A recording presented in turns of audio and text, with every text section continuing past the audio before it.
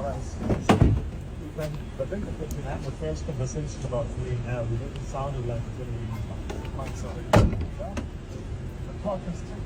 Yeah, Muna, what I am, Muna? Eh? You drive like a fool, Muna. I'll beat you, Muna. Eh? Eh? Eh? 5 saatım var qatlayır, saxla, saxla.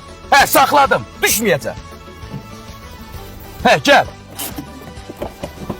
Düşəndə öyrən. Qaldan marqat edirəm, görmürsən sən məni? Bu nə üçündür bu güzgü? Güzgü qoyublar da, burada qoyublar, burada.